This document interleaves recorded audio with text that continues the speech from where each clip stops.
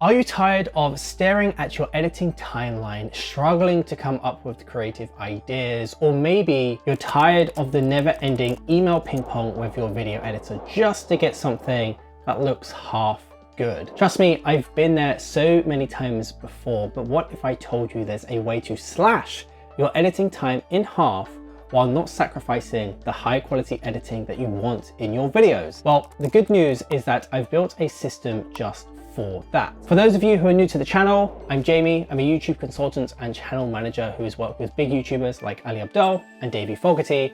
And this system has always helped me work with video editors to ensure that we got fantastic editing in all of our videos at record speed. Now, something that I notice a lot of people struggle with when working with a video editor is communication. Simply being able to take the vision that's in your head and communicate that effectively to your video editor so that they can create exactly what you have in your mind. And in my opinion, if you can do this, it's a superpower. But most creators can't do this, and it usually results in pretty bad video edits, and it just makes the entire process frustrating, and making a video is no longer fun. You don't want to make videos because you know that you've got to go through this whole process. It's probably going to be weeks of back and forth with the video editor, or if you're editing yourself, you just don't know what to do creatively to make your videos look interesting. The way that I see it is it's like a chef who has been working on this incredible recipe, and then he hands this to his sous chef and says, please, can you make this dish for me? And when that chef tastes it, it's either too spicy or too salty, and it's just wrong, right? It is really frustrating. And that's the same thing with the video editing. If you say this is exactly what I want and you get something that's completely different, you're just gonna keep going round and round in circles. And if you're juggling a day job whilst trying to build a YouTube channel, you probably don't have the time to spend hours tweaking videos, and you're most likely pouring money down the drain with an editor who just isn't delivering. And if you're not using an editor and you're doing it yourself, like I said before, you're probably just staring at the timeline thinking, how the hell do I make a good video edit? How do I make this interesting? I only have like 2 hours this evening before I've got to go and do all of these other, responsibilities that I have. It's hard. But here's the twist. What if the problem isn't the recipe, but the way that you're communicating it to your video editor? And if you're someone who edits your own videos, what if it's just that you don't have the inspiration, and every time you're sat there staring at this timeline, it's because you don't know what to do? Well, I have a solution for that. Most of us, when we're working with a video editor, we send emails, we send Slacks, we leave comments on frame.io, and everything is just written, right? It's the written word, but we're dealing with something that's visual. And unless you're incredible at conveying through words what it is that you want visually to see in their video, it can be hard to get it right, especially if you're working with a video editor who doesn't care that much and just wants to rush through it, which I find is a lot of video editors, because the creators who are new and try to outsource their video editing just hire someone very cheap and they just don't care. And I think that you really need to solve this video editing problem. And I'll explain how to do that in a moment, but I really want to emphasize why you should care about fixing this problem. Because in a way, if you're in a race against time and also the competition, the other people who are making videos in your niche, if you keep stumbling over the editing process every single time you make a video, and you're not actively trying to fix this problem, you're going to get lapped by the people who've solved this problem. So if we imagine we've got creator A and we've got creator B, and these are both embarking on their YouTube journeys, and creator A figures out how to speed up their editing process and post just one video a week, whilst creator B, meanwhile, is stuck in this editing limbo and can only churn out a video every 2 weeks. Over the course of a year, creator A is going to have a lineup of 52 videos, whilst creator B has only managed 26. Now, obviously in this scenario, let's assume that all of the other factors which makes a YouTube video successful are the same, and that we're just increasing the frequency of our output.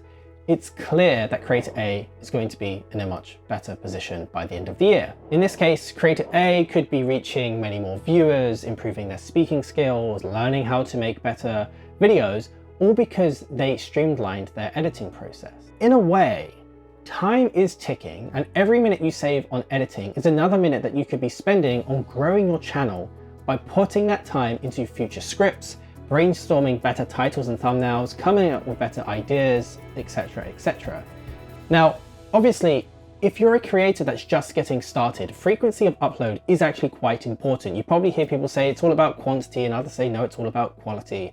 But if you're just getting started and you're just learning how to turn the camera on and how to video edit and how to make thumbnails, frequency of upload is important because you're essentially going to shorten that feedback loop and you'll improve in every other area of content creation. So there are creators like James Johnny, for example, who posts once or twice a year with these incredible stories and incredible editing, and he gets tons of views, millions and millions of views. But personally, in this example, I'm not looking at outliers like James, I'm just talking about the average beginner YouTuber.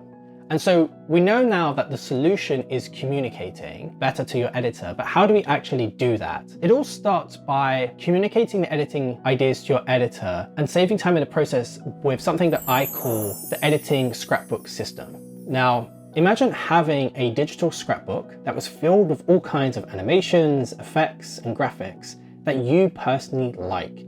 Right? These are the other YouTubers in your niche or other YouTubers just in general that you like their vibe, you like their editing. This scrapbook is a way for you to very quickly make a GIF of that particular segment within their video. I use CleanShot as a tool.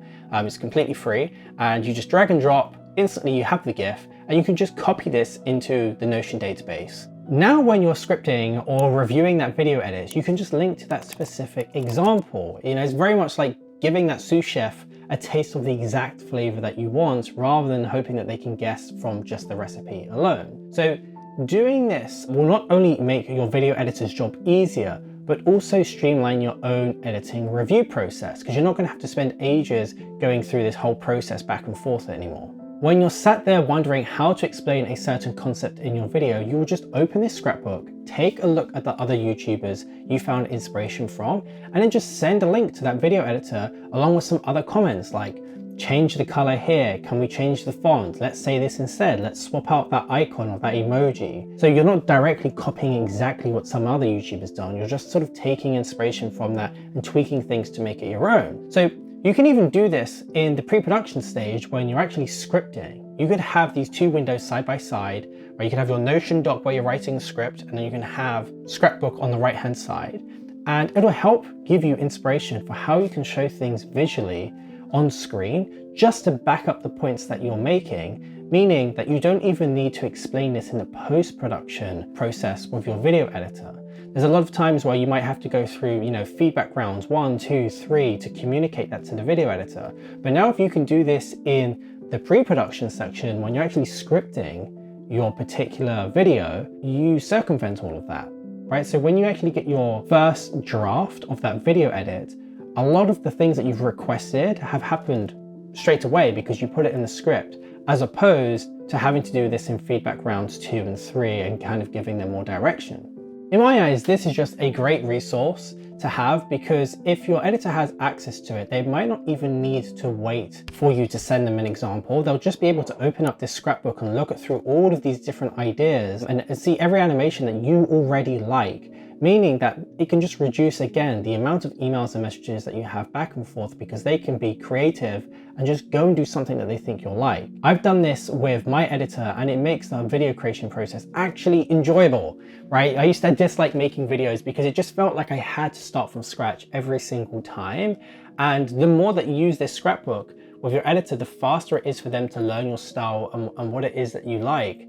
And for me, I'll never go back to just imagining, just the thought of thinking if I didn't have this, I'd have to go back to explaining and sending Slack messages constantly of saying at 3 minutes 2, pop this, let's do it like that, let's draw it like this, and then they're going to get it wrong, and it's just a nightmare. Like, this is just so much better. And with my editor, we actually turned so many of the animations in that scrapbook into templates so that we don't even have to start from scratch. We can just have this animation that we know we're going to use time and time again. And again, it speeds up that entire process. So I can get more videos out compared to having to start from scratch and then taking 2 weeks to edit a single video. I mentioned that I use Notion. You can obviously use any program that you want, but if you want to download my personal free Notion scrapbook, I've put a link in the description for you to download it. Now, what I will say is that you need to remember, whilst editing is important, what's actually more important than the editing is your titles and thumbnails, because you can spend all of your time making this great edit, this great video, but if you don't actually get anyone to click, no one's going to see the amazing editing that you and your editor have made.